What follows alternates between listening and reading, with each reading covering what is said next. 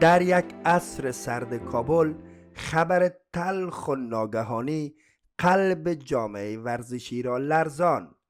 علیرضا آساهی، قهرمان پرآوازه پرورش اندام افغانستان، در تاریخ 4 دلو 1403 در کابل درگذشت.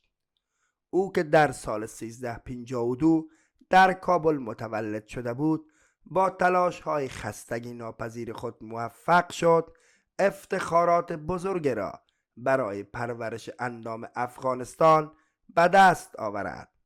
اما مرگ ناگهانی او در سن 51 سالگی نه تنها جامعه ورزشی افغانستان بلکه جامعه جهانی پرورش اندام را در شوک فرو برده است.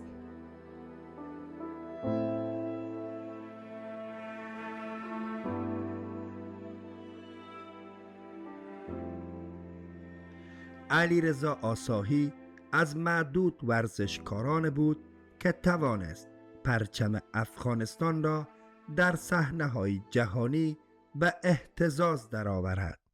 اگرچه افتخارات زیاد به دست آورده است، اما مهمترین افتخارات او کسب مدال طلا در رقابت‌های جهانی پرورش اندام در بخش پیشکسوتان در سال 2024 و مدال طلا در مسابقات کوریای جنوبی در سال 2023 بودند.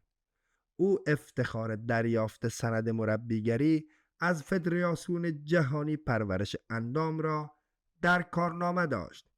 او افتخارات خود را این گونه به دست آورده است. اتاق قرنطینه هستم، خودم هستم و خودم. با بچه‌هایم سر سفره نمیشینم.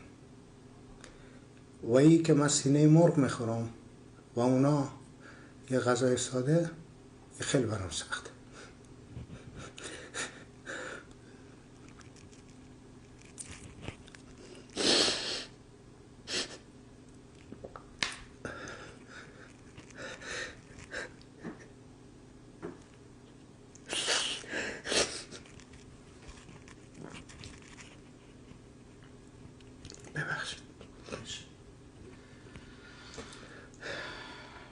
حتی یک روز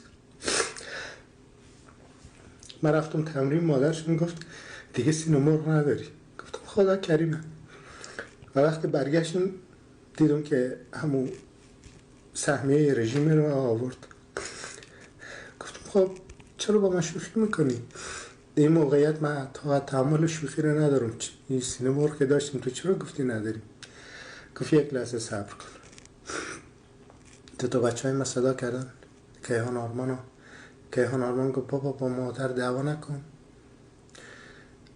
تقصیر مادر نیست، ما خلکای خودم میده کردیم بر تو سینه مرغ خریدیم.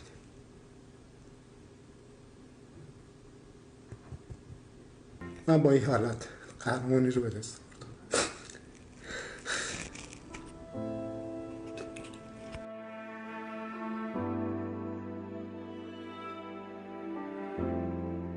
در خبرهای رسمی علت مرگ علیرضا آساهی سکته قلبی اعلام شده است.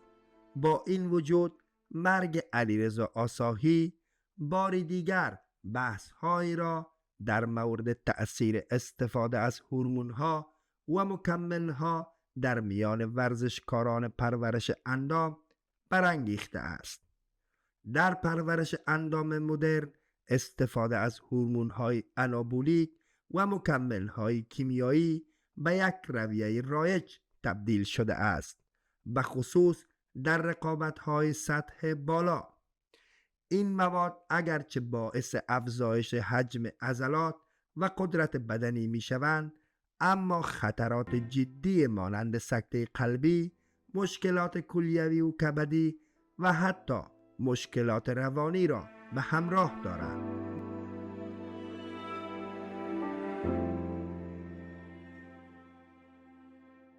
با این حال هیچ مدرک دال بر مصرف بیش از حد هورمون‌ها توسط علیرضا آساهی منتشر نشده است.